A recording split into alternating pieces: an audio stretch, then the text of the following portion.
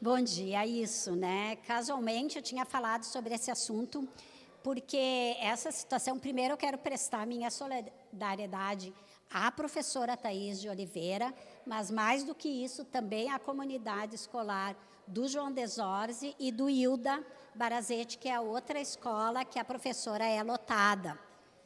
Já fiz visita a essas escolas, já tenho contato com a família da professora e já pedi para a SMED um acompanhamento longo ao atendimento a essa professora.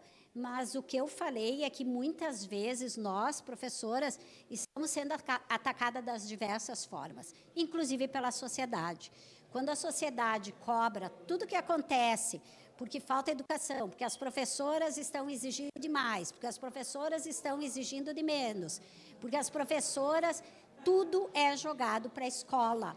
Nós temos uma carga enorme e isso também é violência sobre nós. Quando são tirados todos os nossos direitos básicos, quando nós trabalhamos como nunca em 2020, 2021, e uma lei federal diz que aqueles anos não contam para triênios, para os avanços, isso também é uma violência.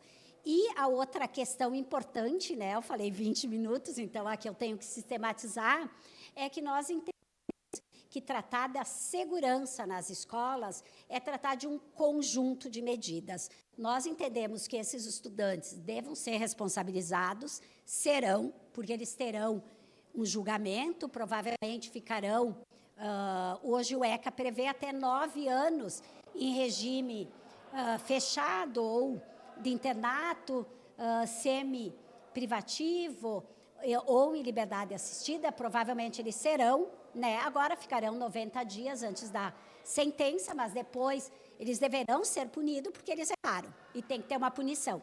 Mas nós entendemos que muito mais, ou também tão importante quanto a punição, é que haja outras medidas para evitar isso. E essas medidas não são só na área de segurança, são na área do transporte. Quando o município cota transporte numa escola e a criança tem que atravessar um mato, ela está sendo alvo de uma possível violência. É também na área da saúde, as professoras, a comunidade escolar inteira precisa de diagnóstico, então precisa de esporte, precisa de cultura, é uma série de medidas que nós já temos esse documento, já entregamos ao prefeito, elaborado pela comunidade escolar há mais de 2 anos, e que nós exigimos uma resposta do prefeito municipal.